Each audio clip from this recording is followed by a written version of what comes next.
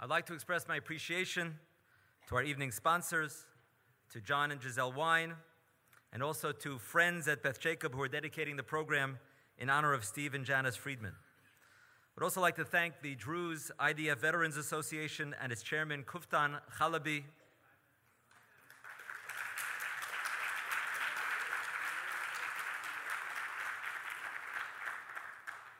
For all his efforts organizing the event, and we'll be hearing shortly about the incredible contribution that the Druze community in Israel are making to the security and safety of the state of Israel, for which we are so deeply appreciative.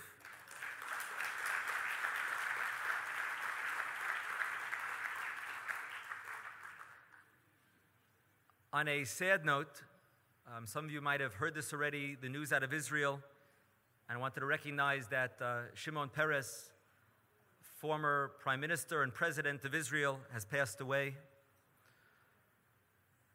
He was the last of the founding fathers of Israel, a giant, a visionary leader, and so our hearts and thoughts go out to his family. I wanted to take just a brief moment of silence in his memory.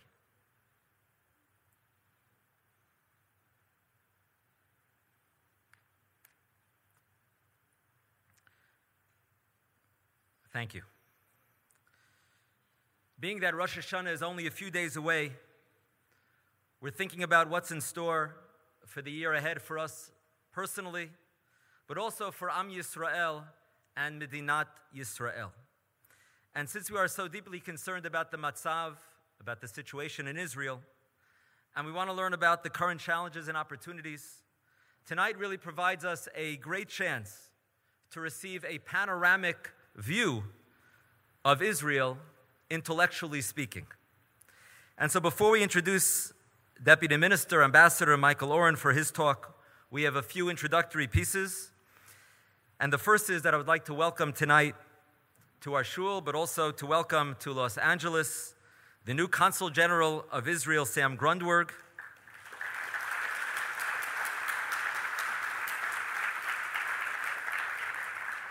who is here with his wife, Julia. Welcome to Beth Jacob and welcome to Los Angeles.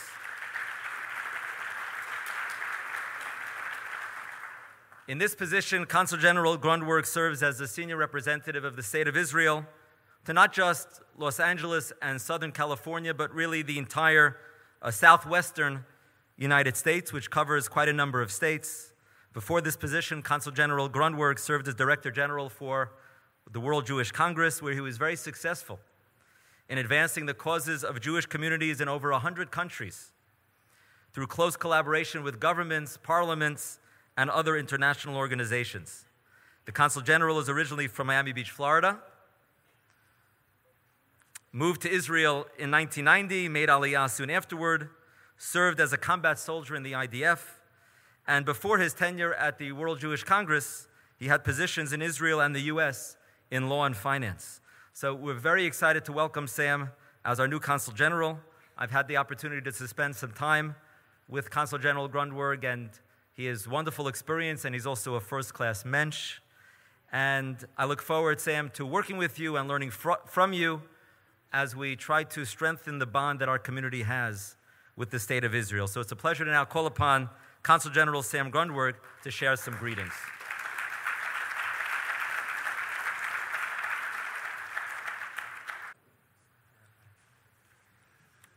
Thank you, Rabbi. As the Rabbi mentioned, we were so saddened to learn the news just really a few minutes ago. I was with Deputy Minister Oren when we heard the news about the passing of former President Shimon Peres, which we will speak about a lot in the coming week, in the coming months, here in the community. As the Rabbi mentioned, the last of the founding fathers of the modern state of Israel, a visionary, source of eternal optimism, and we will miss him greatly. We're very saddened. Ladies and gentlemen, I'm very excited to be here with you tonight. And I'm very excited to be here together with my family, my wife Julia, my two daughters who came with us to Los Angeles, my son Elisha, who remained back in Israel. He's 18. He's in yeshiva, will be going to the army. It's been barely a month, and we've been We've been welcomed and embraced by your community with such warmth and love, and I really want to thank you. We really feel the warmth and the love, and we look forward to spending the next few years with you, working on strengthening the relationship between Israel and the United States, even more than it is today. Thank you, Rabbi Top. Thank you, Jess, for your hospitality, the leadership of this community. I'm not surprised at all, after just a month of being here in the community, to see the phenomenal turnout this evening. I've been so impressed by the passion and love for Israel that we've seen in this community. And I know that we're in for an important evening.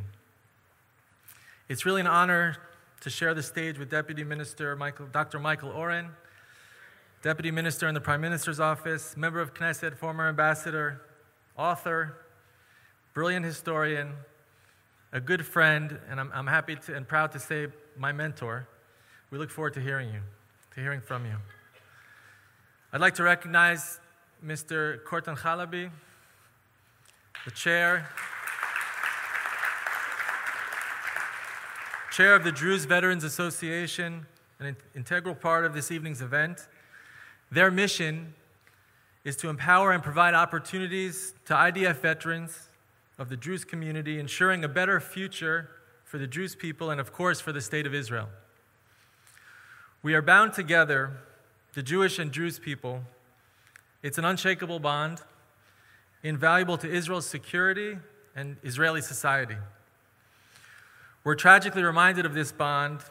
We were tragically reminded in November 2014 when Druze police officer Zida Saif of blessed memory ran into a Jerusalem synagogue in Har Nof. He engaged terrorists while shielding Jewish worshipers, taking bullets with his own body and preventing what could have been an even worse tragedy and massacre.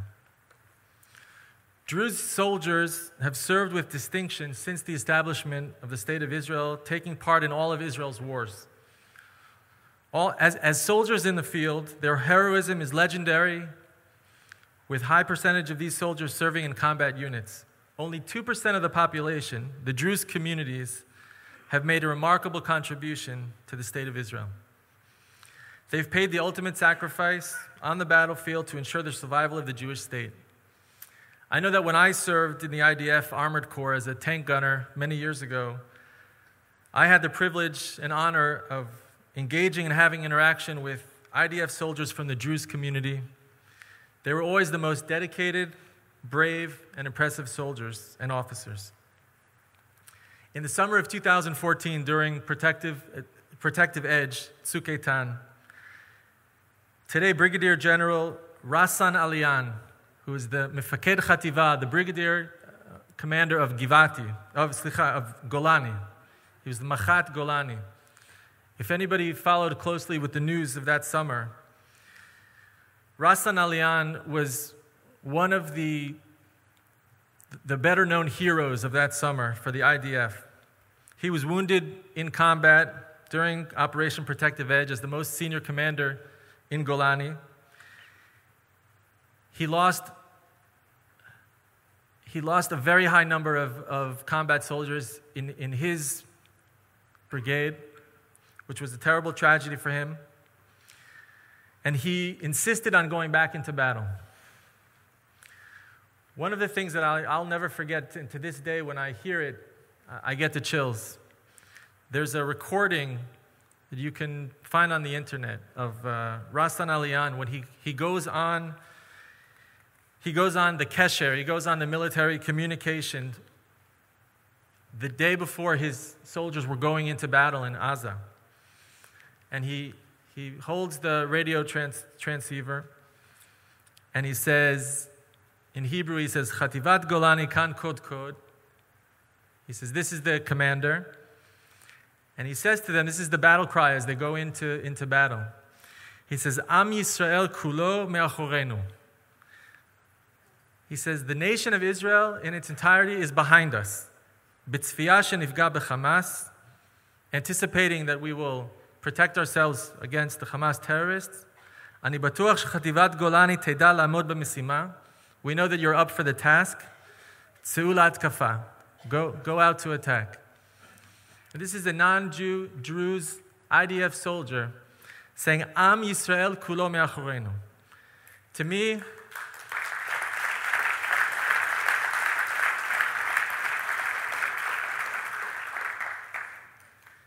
when I hear these words over and over, and I encourage you to listen to this, I think it tells the story right there of the bond between the Druze community within Israel, the Jewish community and the others, and being part.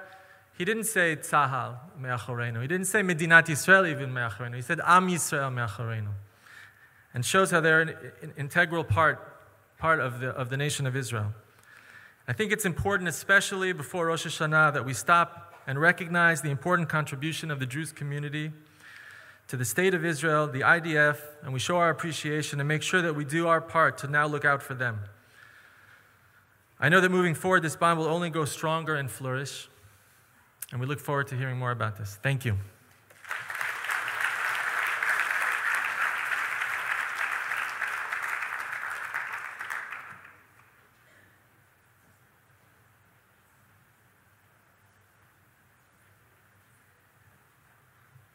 Good evening, ladies and gentlemen. I'd like to thank Consul General Grundwerg for his opening remarks. We welcome you and your family to our community and wish you great success in your new position. We are all here tonight very excited as well to welcome Knesset member Dr. Michael Oren to address us for tonight's Modern Mind series. However, before we begin, I would like to take a few moments to pay tribute to the Druze Veterans Association and thank them and echo Rabbi Top's thanks for helping to organize tonight's event. I will not speak too much about the Druze. Growing up in Israel, I know much about them. There are 100,000 Druze living in northern Israel. They are fully dedicated to the security and well-being of our country. In fact, its population is one of the highest percentages of members serving in the IDF. Almost 90% of the Druze men serve in the IDF, most of them in elite combat units such as Golani and the border patrol known as Mishmar HaGvul.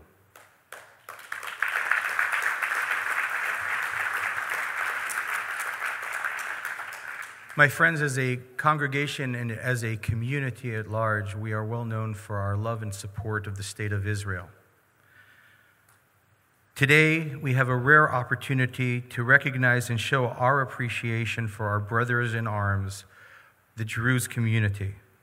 Please turn your attention to a short clip which highlights the contribution and commitment of the Druze Israeli citizens to the safety of the State of Israel.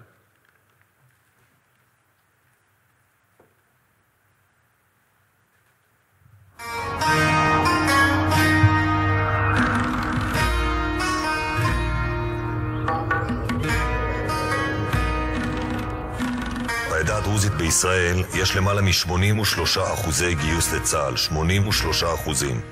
אני יודע איזו תרומה תרמה ותורמת העדה הדרוזית למערכת הביטחון. ולמעשה בכל מקום שאני נמצא, אני רואה את בני העדה נושאים את האלונקה, כפי שקופטן אמר, את נטל הביטחון. זו שיצחק בן צבי אמר לגביה, ראשי העדה נפרדו ממני בידידות גדולה, הם הדגישו פעמים אחדות שמאמינים שהידידות בינינו תלך ותגדל. אני חושב שהמפתח הוא בחינוך, אבל בהינתן שחרור מצה"ל, הצורך לתת הזדמנויות בתחומים שלא היו מובנים אליהם בעבר, כמו בתחום הטכנולוגיה העילית, ההייטק, ההנדסה, התעשייה באשר היא. אחרי חודש בלבנון, אחד הגדודים הכי עסוקים במלחמה הזאת מיומה הראשון יוצא החוצה. עייפים, מאובקים אבל מרוצים, חיילי הגדוד הדרוזי חוזרים הביתה בלי אף פצוע. הגדוד לשמחתי עמד בציפיות. כמעט כל משימה שהוא קיבל הוא ביצע על הצד הכי טוב. הגדוד הדרוזי אמור היה ביום החטיפה לתפוס את הקו על הגבול. מאז הוא נלחם בתוך השטח. התכנסנו כאן היום כולנו על מנת להתגאות ולהצדיע להצדיע לאחינו בדם, בני העדה הדרוזית, להצדיע לגדוד חרב, גדוד לוחם בכל רמ"ח איבריו, להצדיע לכלל אנשי הגדוד בעבר ובהווה, להצדיע לגדוד על עשייתו ומורשתו המרשימה וארוכת השנים. כבר יותר מ-70 שנה שהם איתנו יחד מתחת לאלונקה, נושאים בנטל מעל ומעבר. 30 החניכים כאן במכינה הקדם צבאית מוכנים בכל רגע לתת לנו שיעור באהבת מולדת. בני 18 שבאו מכל אזור הצפון במטרה אחת, להגיע הכי רחוק בצבא, הכי קרבי. ככה נראה מלח הארץ, והוא לאו דווקא יהודי. בזמן האחרון אנחנו אוהבים לדבר הרבה על מי נאמן ומי לא. מי יהודי ומי לא. מי איתנו, מי נגדנו. אז בפעם הבאה שמישהו מדבר איתכם על נאמנות ללא תנאי למדינה, תשלחו אותו לכאן, לחלקה הצבאית בבית העלמין הדרוזי של בית ג'אן.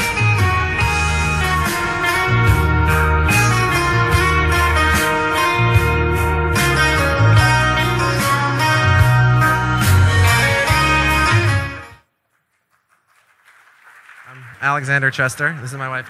Can you tell me about the baby and about his name? So he was born about 2 weeks after the terror attack in the synagogue in Harnof. And when we heard the story of Zidan Saif, how it wasn't even his responsibility to go there, and nevertheless he gave up his life and he ran immediately to save who knows how many other people in that attack, it really touched us. And we thought about the fact that the other 4, the Jews who were killed, that they had many children and grandchildren, and we thought, their names will continue in the Jewish people, hopefully for many years, but we wanted to make sure that Zidan, who's a true hero of all of Israel, and of the whole world, we wanted that his name should continue in the Jewish people as well.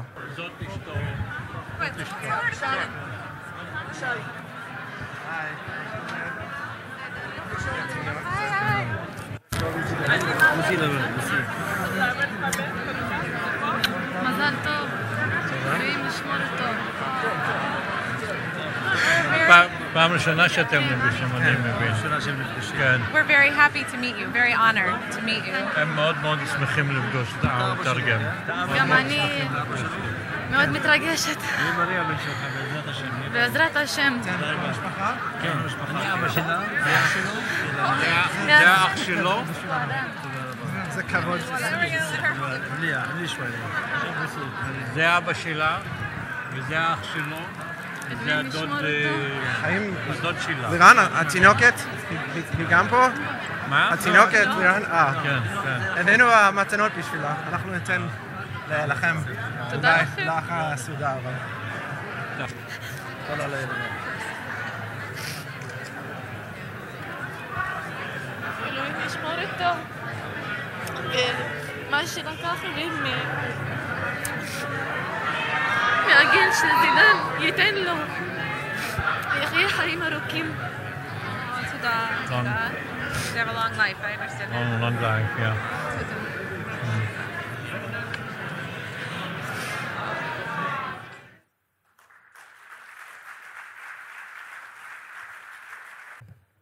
Before we proceed with tonight's main address, on behalf of Rabbi Top, our senior rabbi, on behalf of myself and the Beth Jacob congregation, we would like to invite Mr. Kuftan Chalabi, chairman of the Druze Veterans Association, to the stage to receive a plaque as a token of our friendship and appreciation.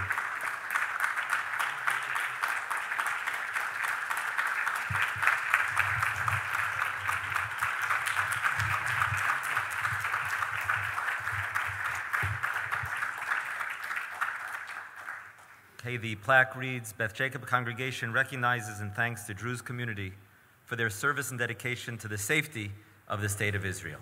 Okay, Kuftan, thank you so much. Toda rabba. Toda rabba. תודה לכם שהגעתם. תודה.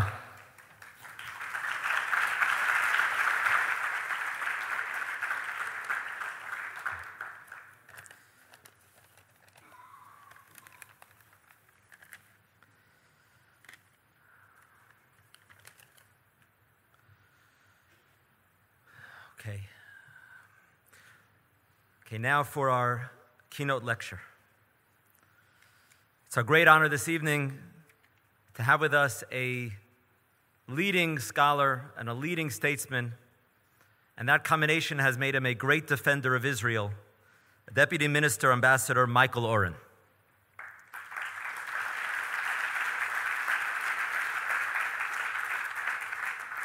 Deputy Minister Oren currently serves as a member of the Knesset for the Kulanu Party and is the Deputy Minister for Diplomacy in the Prime Minister's office.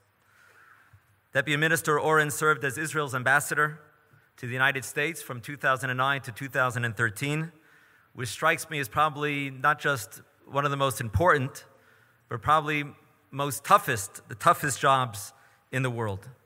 With events such as the Gaza Flotilla and the Goldstone Report and the growing threat of the Iranian nuclear program, the administration of the United States and that of Israel have not always shared the same perspective on these and other matters. However, Ambassador Oren used his unique skills, his unique knowledge and experience to manage that relationship and articulate Israel's difficult position, precarious position in the Middle East. Deputy Minister Ambassador Oren, you've always represented Israel eloquently and courageously, and you've made a big Kiddush Hashem. Thank you so much.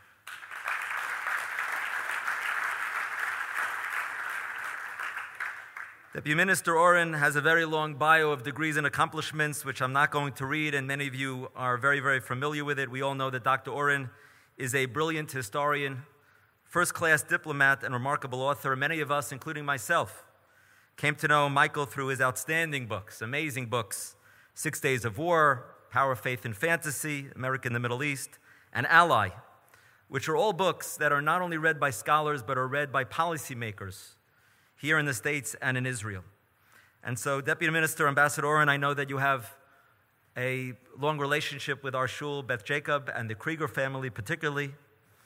And you've spoken here a number of times, although not in the last number of years. This past year at the AIPAC Policy Conference, Ambassador Oren spoke to our shul and a couple of other shuls in the area, so we did have that privilege.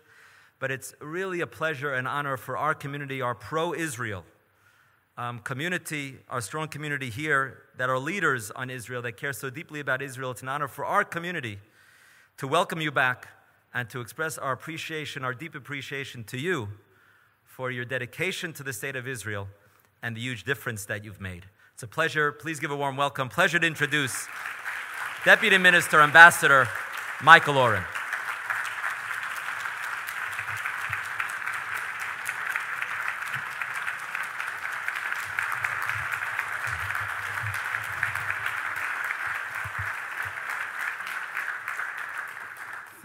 Thank you. Todah, Rabbi Top. Thank you, Jess, to Consul General and Mrs. Julia Grundwerg. I told him when he came to me in Knesset, he says, I just got this appointment as the Consul General to Los Angeles. I said, I want you to know you got the best community, Jewish community in the United States. And I'll say to you tonight, you got the best Consul General going. I think it's mutually lucked out. To my parliamentary assistant, Hila Nathanieli, where you are busy taking a picture of me, thank you for making all of this possible. To my sister, Ora, and my brother-in-law, Fred, who here in Los Angeles. To Kuftan Chalabi, who bears an uncanny resemblance to the actor Sean Penn. Actually, you look a lot better than Sean Penn. To the Krieger family, because it was Sam Krieger of blessed memory who brought me here for the first time about 15 years ago. It's always delightful to be back in this wonderful shul. And just a word about Shimon Peres. I had truly a unique opportunity. As an historian, I studied Shimon Peres. He was a man who was perhaps closest associate of Ben-Gurion, who lived through the great and terrible events of the War of Independence in 1948.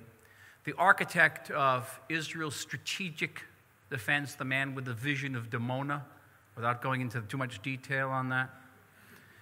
The man who played a pivotal role in the Entebbe raid in 1976. The man who, at one hand, was both the hero of the settler movement and then later became a hero of the peace movement. And this was Israel's story, all wrapped up in one individual who showed up basically without parents in Ben Shemen in the early 1940s. And became sort of the iconic Israeli figure. And I used to mention to Israelis that, hey, do you notice, when they used to make fun of my accent in Hebrew, I used to say, do you notice that Shimon Peres has an accent? No one even noticed that he had a thick Polish accent. You ever notice that? And then was ambassador, I got to actually work with Shimon Peres and to spend almost countless hours with him. And the apogee of my experience with him on Peres was when he received the Presidential Award of Freedom, the highest civilian award given by the United States. It's very rare that they give it to a foreign leader, and they gave it to Shimon Peres. President Obama gave it to him. And very often when Shimon Peres came to the United States, he would turn to me to help write his speeches. And the man who had a keen sense of Israel's past became a man of the future. And he would always talk about the future and his vision of peace and his vision of a new Middle East. But there's one thing that stuck in him all the time. Shimon Peres insisted on talking about what he called brain science. Brain science. I try to tell him it's neurology. No, brain science. And he's doing this speech for his reception at the White House of this honor, and all of a sudden he starts writing about brain science. And I said to him, I always called him Kavod HaNasi. I never called him Shimon. Kavod HaNasi, Kvodo. Maybe you don't want to talk about brain science. And he says, you understand, you have to understand this, that the human brain is an extraordinary organ. He says this to me, I'm quoting. And he says, it's an organ that is capable of understanding everything around it, but is incapable of understanding itself. What a line. And I managed to excise it from the speech. And we got up in front of this audience. This audience, Itzhak Perlman played for us. I sat at the table with Hillary Clinton. Everybody was there. Amazing. And Shimon Peres is talking about his vision of his sense of Israel's past and the future, and then all of a sudden he paused and started talking about brain science. And in a way, I think it says something about this man, the person who just, to his last minute, would never give up what fascinated him, what he stood for, what motivated him. He, in many ways, whether you agree with him politically or not, he was the epitome, the embodiment of the creativity, the courage, and the vision of the state of Israel. And may his memory be best forever. Forever. Amen.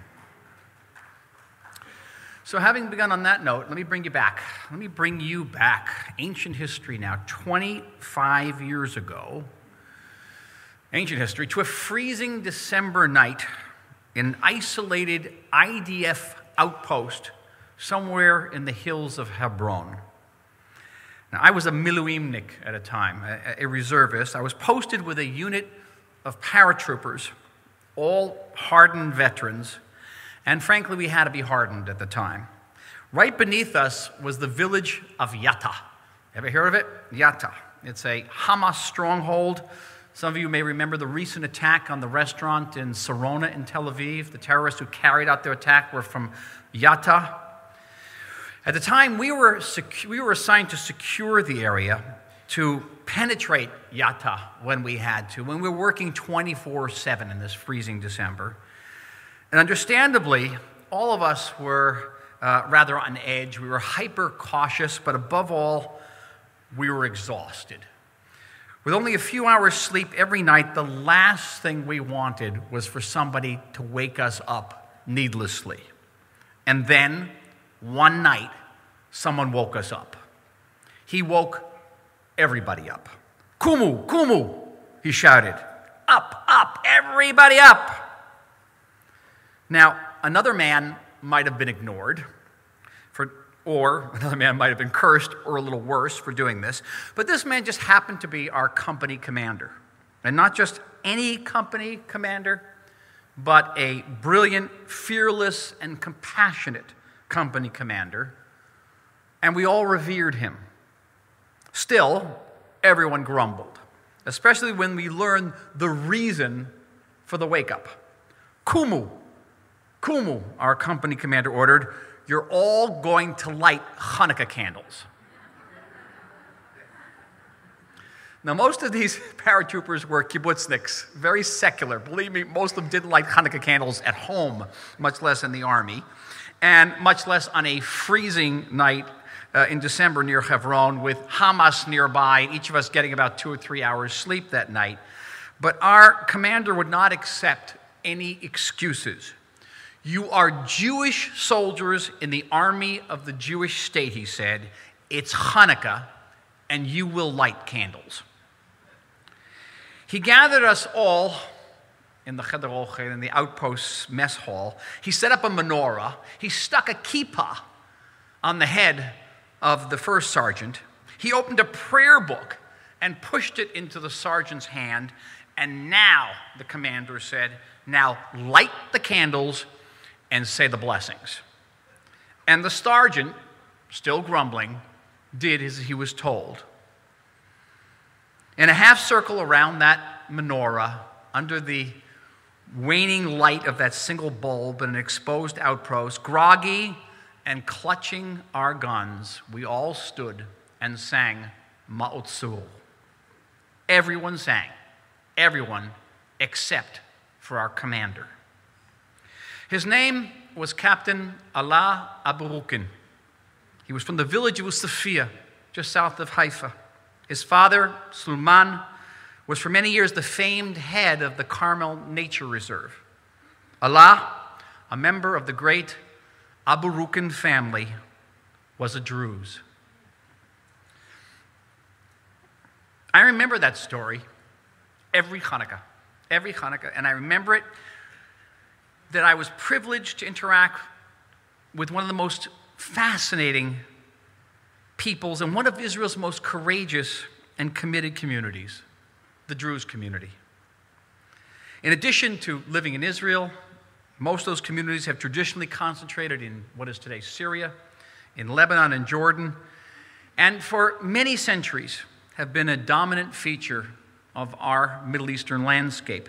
As a PhD student in Middle Eastern history, I learned about the Amir Bashir, the Druze prince who fought alongside Napoleon against the Turks, the beginning of the 18th century. I learned about Shakib Arslan, one of the most outstanding Middle Eastern thinkers of the early 20th century.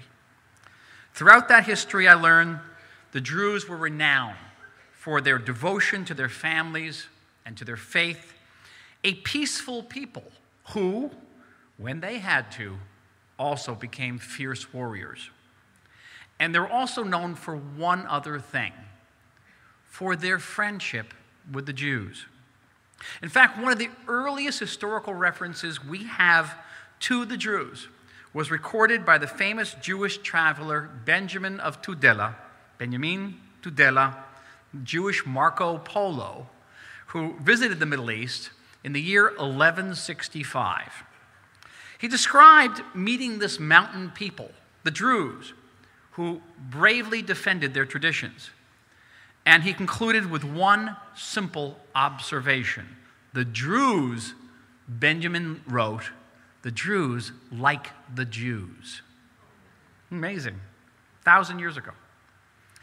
And no wonder we were common minorities in a Muslim society that treated us as second-class citizens and more than occasionally oppressed us.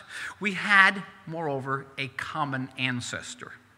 Now, the Druze traced their ancestry back to Jethro. The priest of Midian, the employer of Moses, who married into his father-in-law's business. Good Jewish boy. Smart. Jethro, Yitro, appears in the parsha we recently read, in which he warns Moses to stop micromanaging. All right? You've got to appoint judges and ministers. Jethro tells Moses, you've got to appoint ministers, and guess what? You got to appoint deputy ministers. Thank you, Jethro. The Jews revere Jethro, whom they call Abu Shu'aib. His tomb in Chitin, near the Sea of Galilee, is the Druze' holiest site, and their holiest day celebrates the memory of Abu Shu'aib. And since both Jews and Druze trace our ancestry through Moses' wife, Zipporah, that makes us relatives. Druze and Druze are mishpocha.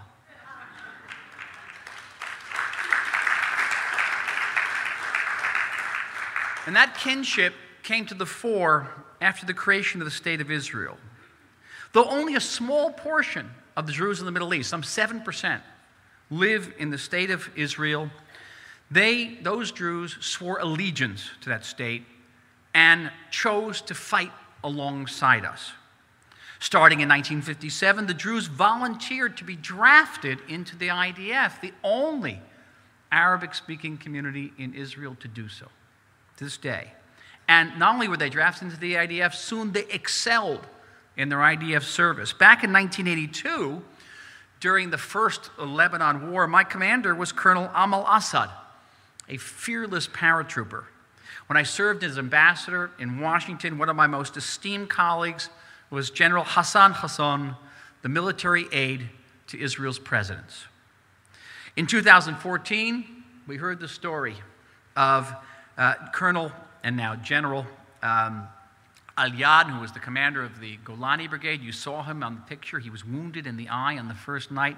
He ran away from his hospital bed to rejoin his troops and remained in the field for the entire time of that operation. A great hero of the State of Israel. Once upon a time, for many years, there was a separate Druze unit in the Israeli army. It was known as Cherev, sword, the sword unit. And just last year, 2015, that unit was disbanded. Why? Because Israel doesn't need a separate Druze unit. Druze soldiers today serve everywhere in the IDF. They serve in greater numbers per capita in combat units, in the officers' corps, and in the special forces. There are Druze soldiers serving in all of the Sayarot, those special forces. There are Druze soldiers in Seret Matkal, our most elite commando unit, and there are 3 Druze pilots today in the Israeli Air Force.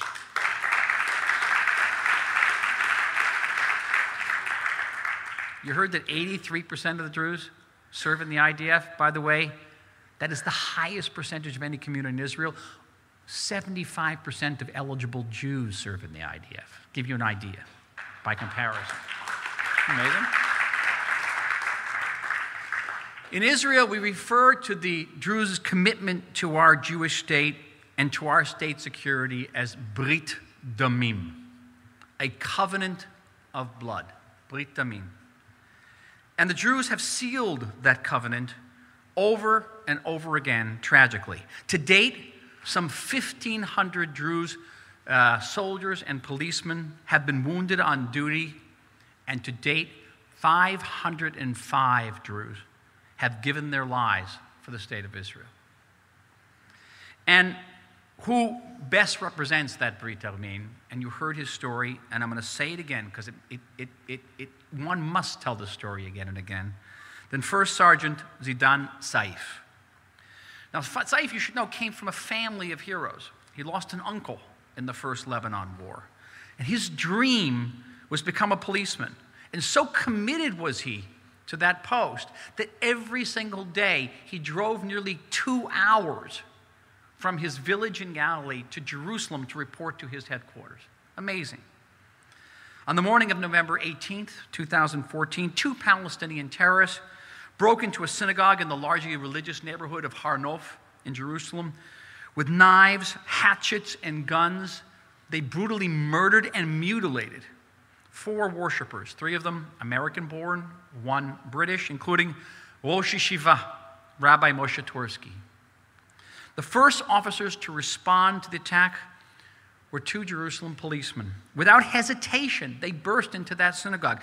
The terrorists shot the first policeman, wounding him, and were about to shoot him dead.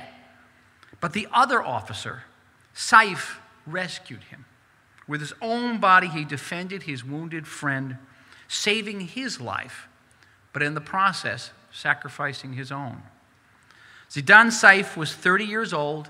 You saw his wife, but you didn't see with their 4-month-old baby. Thousands attended his funeral, including President Rivlin.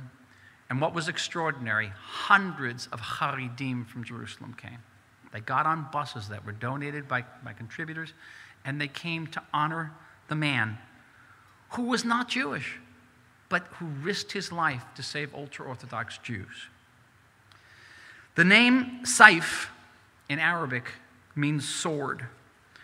And the sword of Israel's Druze is drawn in Israel's defense. Yet Druze contribution to Israel goes far beyond the military.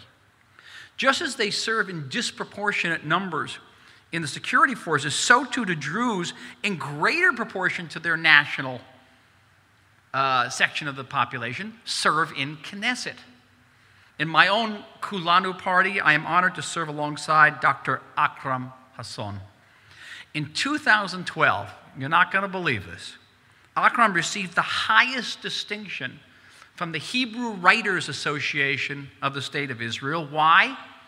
Because Akram promoted legislation preserving the Hebrew language. Amazing. Academic excellence is another quality of Israel's Druze.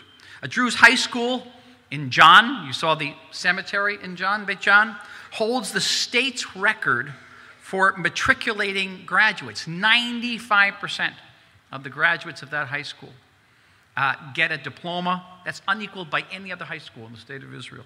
Thousands of Druze are active in Zionist movements, and Israel recognizes that commitment in multiple ways.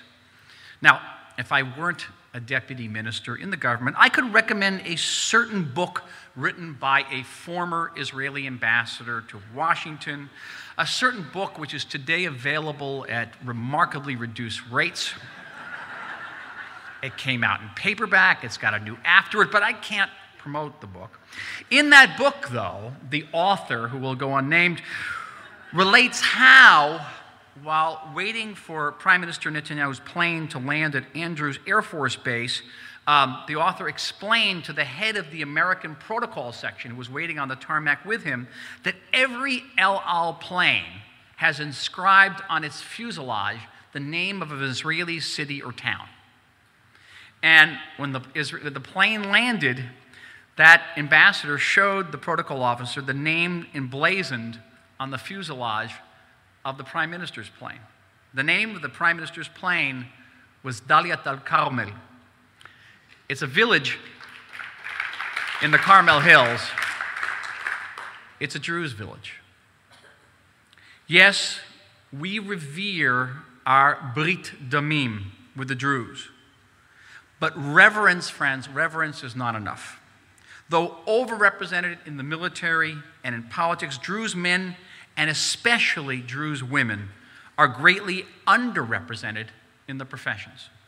There is an urgent need for major increases in the numbers of Druze attending university and earning advanced degrees. There is a pressing need to integrate young Israeli Druze into the high-tech sector, Israel's most dynamic industry. There is a need to invest more in infrastructure and community services in Druze villages and in Druze neighborhoods. And there is a need to assure our Druze countrymen that their kinsmen in Syria, surrounded by a vicious civil war, will never be abandoned. The Druze have given us so much and will continue to do so. I remember 25 years ago, the morning after that Hanukkah candle lighting that we all grumbled about, Captain Allah Aburukin, myself, and another soldier went on a patrol on a jeep right into the smack middle of the village of Yatta. And right in the town square, our jeep broke down. Now, I got to tell you this, many things can go wrong with the jeep. And if you're good enough with jeeps, you can pretty much jerry some type of solution for them. You can improvise. Anything can be fixed on a Jeep except for one thing: if your drive shaft goes. Wouldn't you know it? Our Jeep, the drive shaft broke. And if the drive shaft breaks, you're dead. The Jeep is dead. If you're in Yatta when the drive shaft breaks, you're dead. And within seconds, hundreds of villagers came out and surrounded us. And mentally, I did the math. There were 3 of us, 3 guns, so many bullets per gun. It didn't look good. Already I could see the next day's headlines. But Allah never lost his cool. He turned to me and said, "Yeh beseder, it'll be okay." And then he identified a man in the crowd whom he knew, and it was the village headman, the Mukhtar. And Allah went over to talk to him. They exchanged some words. I couldn't hear it. But before I know it, the Mukhtar is giving Allah a cup of tea, a sign of hospitality. And the minute Allah took a sip of the tea, all the villagers came out and started giving us tea. And then they opened up the hood of our car and they gave us all this advice on how to fix the drive shaft. And we opened up the C rations, and they used to come with little elite candies, and we gave all the elite candies to all the kids. And in a way, I'm here with you this evening because of Allah Abu Rukin and his ability to maintain his cool, to understand that culture of that village. And it reminds me to this day that the Druze are our bridge to the Middle East, a bridge made not of war materials only, but also the building blocks of peace. And Israel's Druze stand as an example to the entire war-torn region of the Middle East, that the region could look otherwise. So our example of how minorities can be loyal citizens of a nation-state and how that nation-state can reciprocate. But we still have so much to do. I am proud to be standing with you here in, of all places, Beth Jacob Shul, together with Kupta and the Druze Veterans Association, which is committed to doing just what we talked about tonight, to taking Druze who have come out of the armed services and giving them the best education and integrating them in the most dynamic sectors of Israel's economy.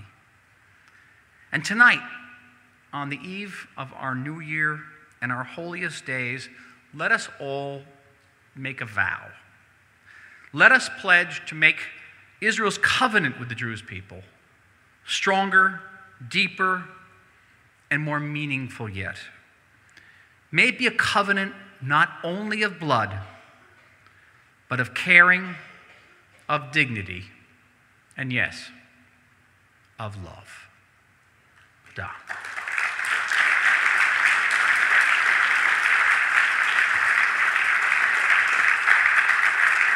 I think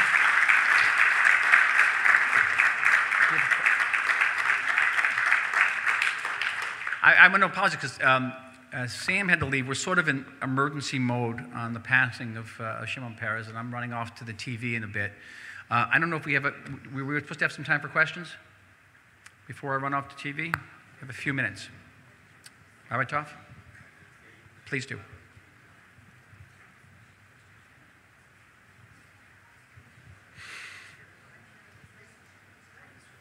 Do not ask me, not that I've ever been asked before, but just don't ask me which candidate would be better for Israel. Someone's going to ask, so I just thought I'd preempt that. Who won the debate? Don't ask me. Please. Hi, I'm Chandler Sufarin, and I go to Beverly Hills High School. And my question is, can you tell us anything about the Obama administration that we wouldn't have read in the newspaper?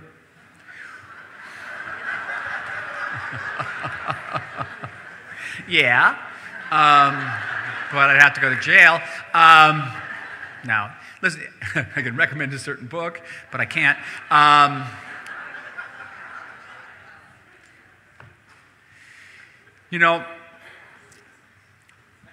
will say this, and I know I'm going to sound very diplomatic in saying it, but it also, as Henry Kissinger used to say, it has the additional benefit of being true. And that is this, that every president of the United States, it's not easy becoming president, as you see, is entitled to a worldview. And President Obama had a worldview. And he's very committed to that worldview. That worldview has not changed very much over the last 8 years of administration. And that worldview was in some ways consonant with Israel's worldview, but in many ways not. And the areas where there was dissonance, there would have been dissonance probably with any Israeli government, even if it was left-wing or right-wing, up-down government. I'll just give you one example. The president is a deep believer in international institutions such as the UN. We aren't. Okay? We aren't. President Bush withdrew his ambassador from the UN Commission on Human Rights. President Obama restored America's ambassador to that commission. That's a problem for us. They condemn us more frequently than any other country on earth combined. In the Human Rights Commission we are the only country in its mandate that says every year we must be condemned for human rights violations. Article 7, it's great. Now, according to the president's worldview, having a U.S. ambassador there is there to fight against Article 7, to stand up for Israel. From our perspective, having a U.S. ambassador to that body endows it with a legitimacy that it shouldn't have. So you can see where there's a clash right on that level. That's one example of many other examples. President Obama restored America's diplomatic ties with Syria, with Libya. I think he came to regret it. And then we now know that very shortly after taking office, the president reached out to the supreme leader of Iran and attempt to make a nuclear agreement there, where I can understand America's perspective on that. I had the privilege of being nearly 5 years, engaged in very high-level talks with the United States on the Iranian nuclear issue, but we had different perspectives. We had different worldviews. I'll give you the pshat of it. The actual pshat of it was this. Our American counterparts believed that the Iranian regime was a rational regime that operated on a cost-benefit analysis. Yes, they were nasty. Yes, they were terrorists, but cost-benefit, and that if properly engaged, the moderates in Iran would be strengthened, and that Iran could I'm actually quoting here, so don't moan too much. I'm quoting from the president. Read his interview with Thomas Friedman and Jeff Goldberg, that the Iranian regime could fulfill a constructive role in the Middle East and actually serve to bridge the gap between Sunni and Shiites. We had a completely different reading of the Iranian regime. It's an irrational regime. It's an irrational regime which, like the Nazis, sometimes took rational steps to reach irrational goals. And that when the leaders of the Iranian regimes came out and said they want to destroy the state of Israel, and we're acting on that impulse by sending terrorists around the world to kill Jews and Israelis, we had to take them very seriously. Very seriously. And now, a year into the Iranian nuclear deal, we see that regime has not moderated in any way. It's actually gotten quite worse. So, we had a different worldview. And you can proceed from that. Something you don't know about in the papers? I think, I don't know. Read that book. Pretty much in there. Are you going to call on people, Adir? Yeah, go ahead. Yes, can you hear me? Mr. Deputy Minister. You have a certain, yichus you have, yeah. Yes, as one of your Hasidim for many years, and I think you have many followers here who appreciate your unique voice in the world. As a Middle Eastern historian, and with the passage of time, do you see anybody else coming to support the state of Israel as an entity in the Middle East, or will it be a continuation of? Oh no! We are in such a different place today. As an historian, I will tell you that yes, Israel faces threats that it's never faced before in the form of delegitimization, sometimes referred to as BDS, attempts to sanction us, boycott us. Well, these are serious threats. We have to take them with utmost gravity, and we have to allocate the appropriate resources to them and train the right personnel to fight them. We haven't done that yet. We have to do that. It's one of the things I'm trying to do on my job. But, and this is a huge but, Israel today, 2016, 68 years into our national existence, we are in an incalculably better geostrategic political situation than we've ever been in. When I was your guys' age, the thought of having peace with Jordan and Egypt was utterly unthinkable. When I was your age, the thought of having relations, any relations, with India, China, Russia, what was known as the Soviet bloc, 13 countries, that's more than half of humanity right there. We didn't have any relations. We had horrible relations with them. Today, they're some of our best friends in the entire world. The Prime Minister just paid a state visit to 4 East African countries, not West African countries, East African countries. He's going again. I just came from the UN with the Prime Minister. We met with the heads of 17 African states. African states are lining up to make relations with us. It's happening in South America too. It's already happened in East Asia. Israel today has twice as many has relations with twice as many countries in the world as it did 30 years ago.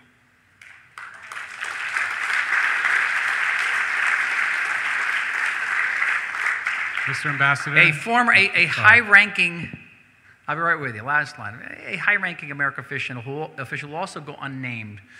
Several years ago said that if we didn't make certain concessions on the peace process with the Palestinians, Israel would be, quote unquote, isolated on steroids.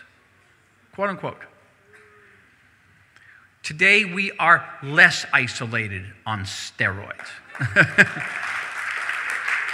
Because the world knows that we can provide the world with the two things that they need most right now: technology and defense against terror. We are the best at both. That's it. Mr. Ambassador, the recently agreed upon military agreement between the United States and Israel covering 10 years and however many billions of dollars, I've heard good things about it and not so good things about it, such as the fact that Israel is not permitted to ask Congress for any more money if anything comes up in the future. They have to give it back if they, whatever. I'm just curious to your reaction to the military agreement just signed between the United States and Israel. Okay, first of all, understand we're talking about, it's called the MOU, the Memorandum of Understanding. It's the renewal of the MOU signed by George Bush in 2008, 10 years, that was for $30 billion. The renewed agreement will come into effect in 2018, will be for $38 billion.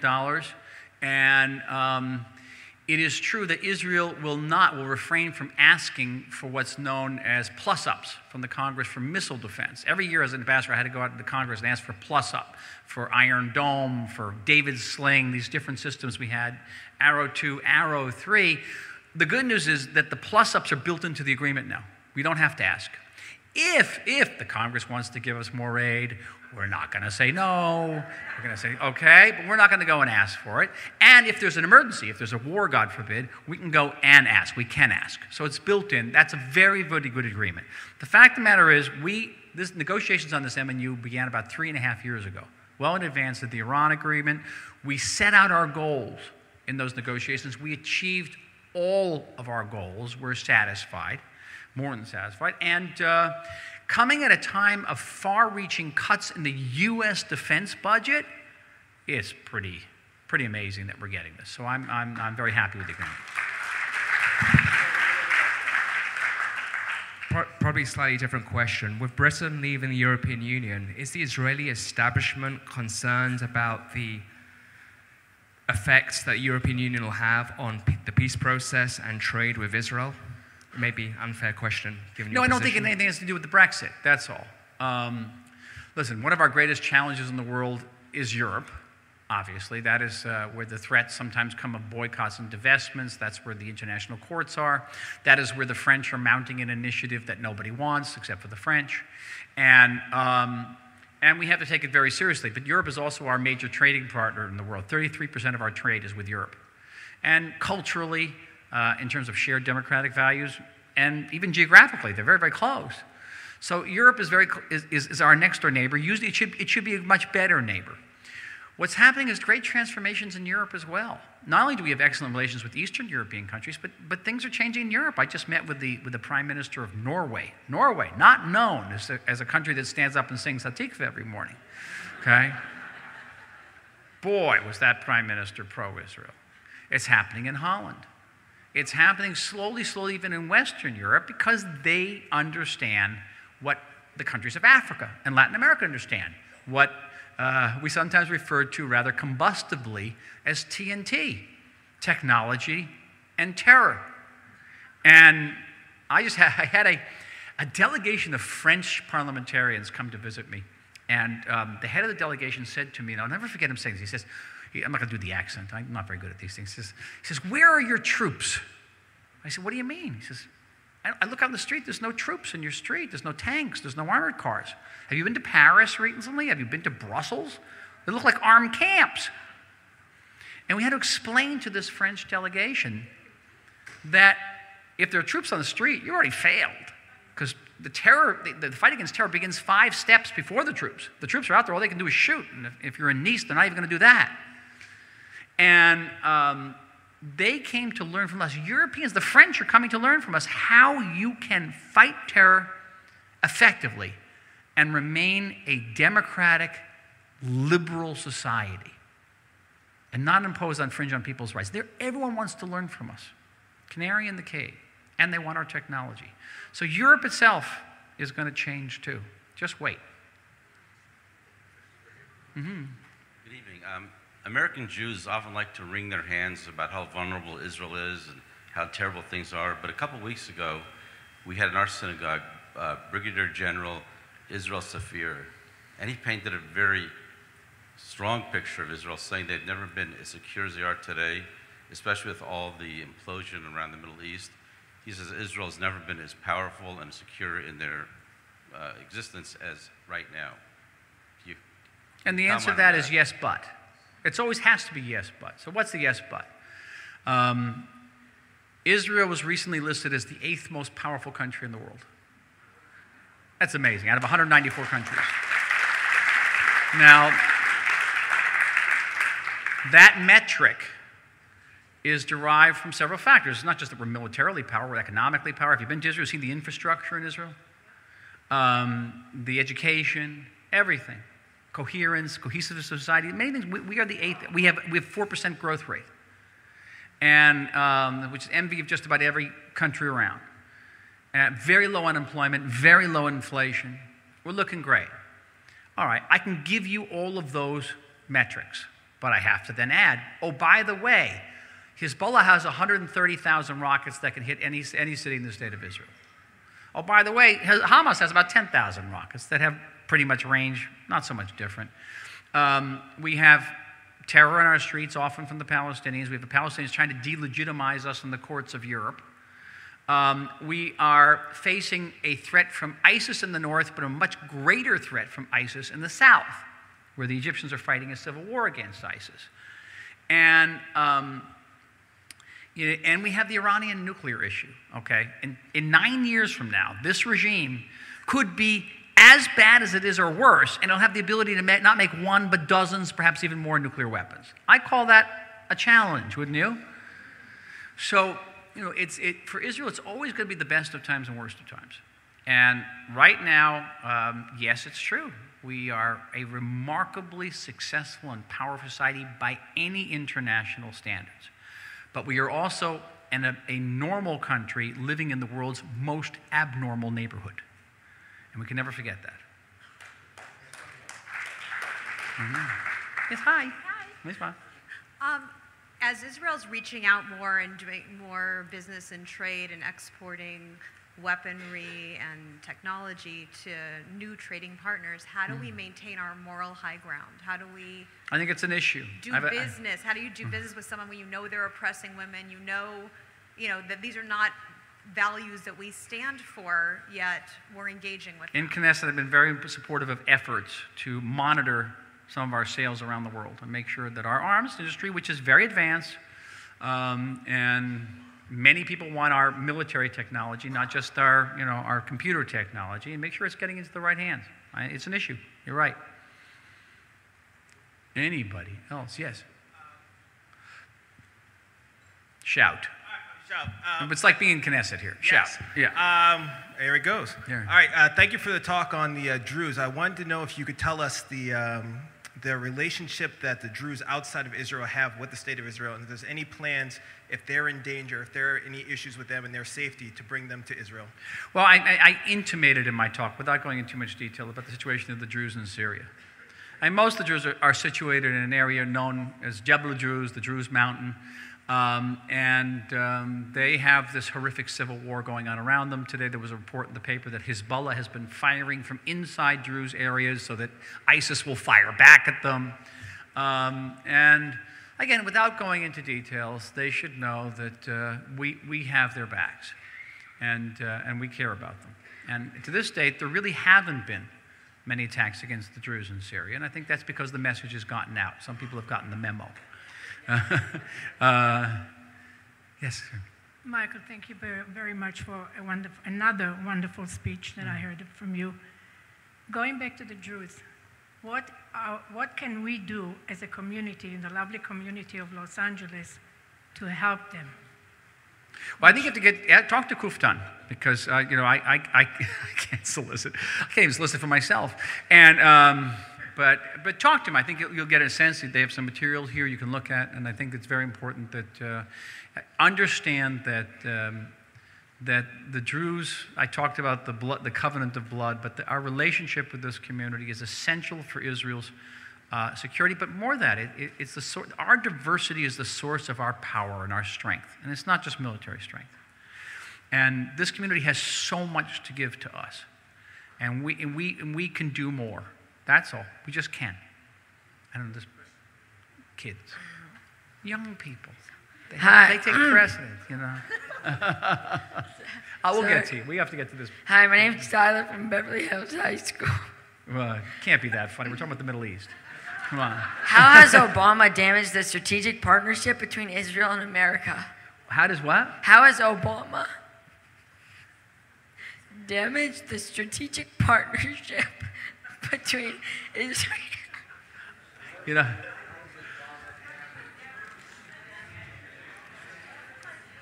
Well, listen. I'll give you. I don't know. I wish I could laugh at that too. The Obama administration has given Israel more military aid than any other administration before it, and our strategic relationships are at an unprecedented level of cooperation. On the other hand, there's the Iran nuclear issue, which has some impact on our security a little bit, and we can't. We have to grapple with it. We are not opposing the agreement anymore. It's a done deal. We now have to think about how we can better cope with the ramifications of that deal, whether short-term or long-term. And I speak now as an elder statesman here, and I'll tell you that 9 years is a young person's idea of what a long time is. From my perspective, it's about a week. So it's looking very short. Now, yes, ma'am. Oh, I'm very disappointed, because I came to hear about the apartheid Israel. And you tell us that we have partners in the Druze? How can that we be? got partners with Arabs. We got partners. Oh, that's terrible. Hmm? Oh, you're being facetious, right? Okay, good. I'm full of factoids. You know, I hear another community I've worked very closely with is Israeli Christian Arabs, and here's another opportunity for us. And you know that Israeli Christian Arabs per capita are better educated and more affluent than Israeli Jews. And it's amazing. They're increasingly going into the army, and they're following in the direction of the Druze. And we have to encourage that. We have opportunities here. Mm-hmm. There's a large Druze village up in the Golan Heights on the way up to the Majlis Shams. Right. And they seem to be very insular, and their religion is somewhat secretive. It is. And the question I have is, how much does that Druze community want to integrate themselves with the rest of Israeli society? This year, for the first time since 1967, 10% of that community has applied for Israeli citizenship. And that number's going up and up.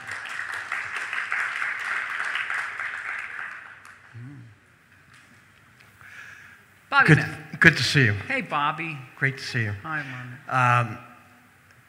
The president said a couple things last week. One, I don't know if he's referred, when he spoke to the General Assembly, he referred to Judea and Samaria as occupied Palestinian territory. I saw that. We heard that. You might imagine. Yes. I don't know if that represents change, but he also talked about the legitimate aspirations of the Palestinian people. He's always talked about the legitimate aspirations. What does he view as their aspirations? Does he view as their aspirations a state side by side with a Jewish state? He does. Or does he view, how after 8 years does he still believe Listen, that? you may imagine I'm a close follower of everything the president says. And you can put together all of his statements going back to 2009 and come up with a parameter. And in those parameters are the 2 states for 2 peoples, 67 borders with swaps, probably a realization of the Palestinian aspirations for a capital in Jerusalem, some type of solution to the refugee problem. But what's interesting is the president, since November 2011, has talked about Israel as the Jewish state, which is a major accomplishment for Israeli diplomacy, one which the Europeans do not agree, the Russians do not agree. For us, it's absolutely essential. To me, that's the essence of the conflict, that the Palestinians will never accept Israel as the Jewish state. They didn't in the 1930s, the 40s, anytime. It's the reason the Palestinians have been offered a state more frequently than any other people in modern history, have turned it down almost always with violence, and for one reason, because the price of accepting a Palestinian state has been accepting a Jewish state, and they won't do it. And the fact that the president says that, to me, is very significant. Hi. I wanted to get your opinion of the recent rhetoric coming from Abbas. I've been astounded by the comments that the Balfour Declaration in Britain is being sued, that they're naming places after the killers of the Olympic people in 76, the Israeli Olympic. I mean, more and more of the rhetoric in the UN and everywhere from Abbas is just outstanding. I mean, he's shown no desire for peace, and I'd like you to comment on what his... Why aren't people more commenting on that? And what do you think he's up to that he's... Well, I know what he's up to. He's trying to delegitimize us. So it's that is... He came out and stated... He wrote a great op-ed in the New York Times in May 2010 where he said, okay, we're entering a new phase in the conflict about Israel. We're going to internationalize and legalize the conflict. That's what it's about. You know, conventional warfare didn't work. Terror didn't work. Now we're going to try this. And that's what it's about. I had an article about a week and a half ago in Newsweek. You can look it up. That talks precisely about this issue, about Palestinian incitement and what it means. But the fact is, if we're going to have peace with the Palestinians anytime, you cannot have peace with a population that has raised its kids on the notion that killing Jews is wonderful. Because that's what they do. Over the years, I've developed a pretty strong stomach about this stuff. And when I was before I got my present post, I was the chairman of the Foreign Affairs Subcommittee in Knesset. It's a classified committee, and our hearings are closed. But I held a hearing on Palestinian incitement, and I got to look at the information that is being presented by the Palestinian Authority, not by Hamas, to Palestinian young people, on textbooks, on Facebook, in new media, and I got to tell you, I came out of that meeting retching. You cannot believe the things that they put up on. They're teaching young kids exactly where to stab Jews in the neck, to kill them. The Jews are worse than monkeys and pigs. This is the Palestinian Authority, by the way, that are supported by taxpayers' money. Taxpayers' money in this country goes to pay. The Palestinian kills Jews. Okay. He goes to prison. He or she goes to prison. They get subsidies from the Palestinian Authority. They get more subsidies for the amount of Jews they kill. You get more if you kill 2. You get more if you kill 3. Your family is supported. And when you come out, you're promised a job in the Palestinian Authority. Now, is that preparing? I got to tell you a great story. I wrote this article for Newsweek, but I submitted it first to CNN. CNN Online. I've had a long relationship with CNN, sometimes problematic. I'm going to talk to CNN right now. That's why I want to say this. And I said the following line in the article. I said that while the Palestinians are naming their streets and schools and soccer teams and summer camps for mass murderers of Jews, we in Israel are naming our streets for Menachem Begin and Yitzhak Rabin, the pioneers of peace. I get a letter from the standards department of CNN saying, we cannot publish your piece because you called Menachem Begin a man of peace. And if you'll take out Menachem Begin, we'll publish your article. I said, Menachem Begin stays or the peace goes. The piece is in Newsweek. That's CNN. Amazing. That's crazy stuff. I want to, yes. Deputy Minister, a quick question. I realize you started with saying that you couldn't talk about Trump or Clinton, but my question is, the Republican platform has changed dramatically compared to the Democratic platform in that it no longer calls for a two-state solution. It says it won't pressure Israel one way or another. I was wondering if one party or the other gets into office, if that makes it easier to work with. I guess I'm not going to comment on that. I'm really not, because it's intervening in America's political internal political process, and they can't do this. It's a no-win situation. Trust me on this one. It's not. Obviously we can have differences with the United States between allies. Sometimes we work them out better than others. But here, after 8 not easy years between these two governments, we reached the MOU agreement, which was significant. At the end of the day, here's the bottom line. Can I end with a couple of bottom lines? Do you have a second? Here's just the fundamental. This is the bedrock truth. The bedrock truth was this. You have this little country that, geographically speaking, is the size of a fingernail clipping. Okay? It's called the State of Israel. And it's located at the nexus point of 3 continents. And it's got an army that's more than twice as big as the British and French armies combined. All right? And it's democracy.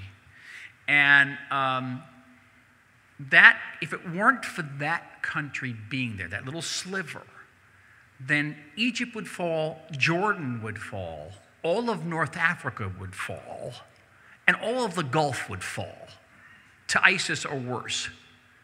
And there'd be a huge black hole opened up on the very rim of Western civilization. Everybody, whether they're Europeans or Americans, anybody in a position of responsibility understands that. Everybody. Second bedrock.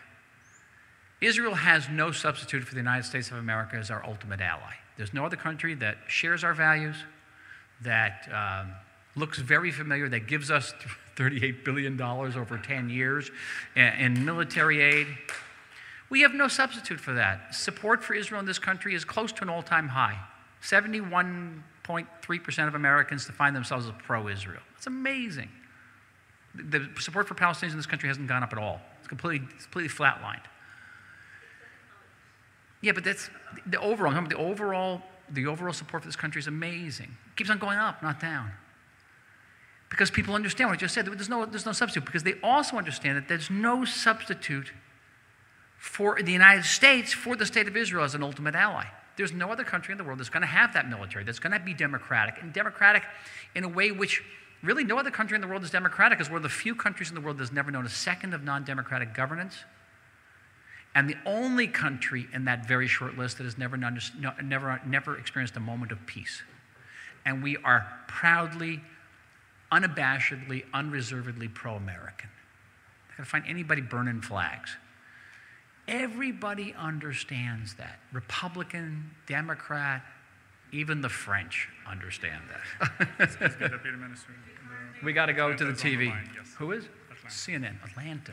Should I tell them? Thank you very much. Ladies and gentlemen, thank you very much. Have a good night.